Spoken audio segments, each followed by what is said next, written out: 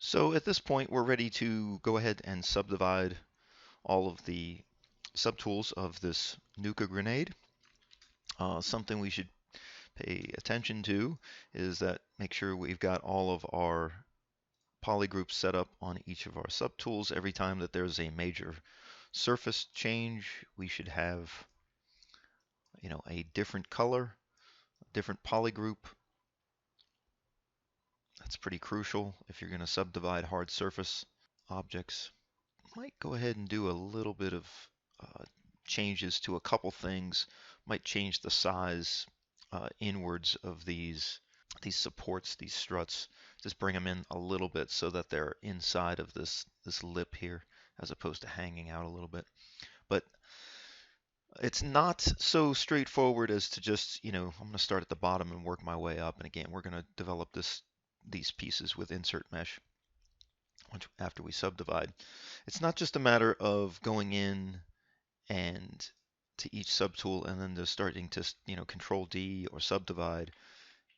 Because you'll notice something that happens is, subdivision naturally averages out the surface, so we're losing some of the integrity of the contour that we built to. So one of the things we want to do to all of our subtools before we do this is we want to store a morph target. I've already stored one for this one, but I'll delete it and then restore it. So that's the first thing you're going to want to do, because we're going to want to go back to this morph target after we subdivide. Next thing, open up our geometry menu. Make sure dynamic subdivision is open and that we can hold shift and the crease option is open. For most of these, we won't need bevels. Kind of uncrease everything just so we're in a starting spot. I'm going to go ahead and crease my polygroups, and then I'm going to turn on dynamic subdivision. And I settled with a value of 3 in the crease levels and 5 in smooth subdivision. Everything else set to 0. And essentially all that's saying is that it's going to hold the creases on those polygroups for 3 subdivisions. But I'm smooth subdividing it 5 times, so it holds for 3 and then it lets go of those creases. And the reason that you should be changing those with Shift D and D and getting a look at what happens is every time that you take down this crease level, you can increase the smooth subdivisions, you're going to get something that smooths out a little bit more, averages a little bit more. You might want a little bit more of a highlight around the edges. It just depends on, the type of surface that we're building. Do we want to have a little bit more roundness? Uh, Dynamic subdivision is great because none of this is permanent until we say it is. So Shift D just undoes it. I can bring this up to 5 so that it's even with the dynamic subdivisions. And then D, you can see we still lose some of that contour, but the edges are very, very crisp now. And if you wanted to go even further, you could go in and bevel some edges. I would always keep my polygroups on just to recognize what's going on. You could, you could do an insert. The bevel is a little bit, will be consistently more accurate. So after you bevel it, you don't have creased polygroups anymore, but you might not need the creases after you go ahead and create this geometry, because then if you go ahead and subdivide, you'll have a little bit more of like a highlight along there.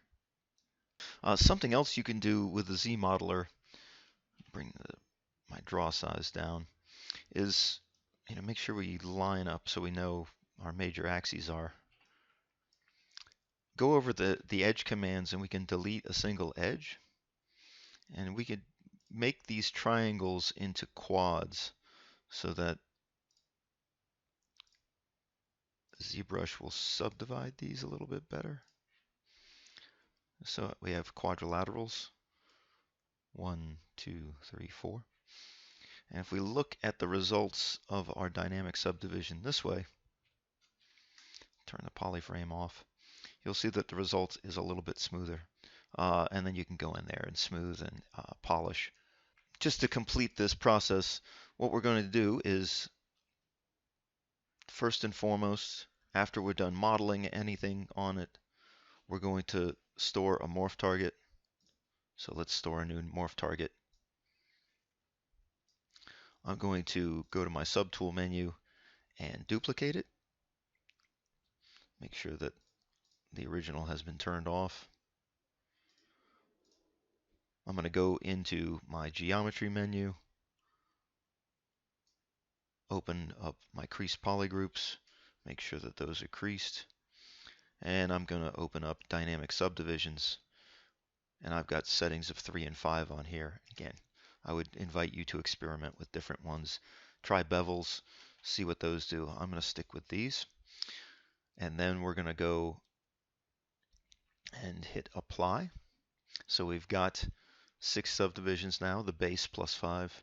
I'm going to bring it back down to the first subdivision, which you can tell is sort of inherited the contours of the highest subdivision. I'm going to go to my morph target, and you can see I've got an active menu now. And what I can do is I can push this up to 100, and it's going to go back to its base state. And then I can move this up to its highest level of subdivisions, and it holds the contours. And this is an important thing if you want to, ensure that the contours that you are working to when you first set out to model this grenade, are still fitting to the reference.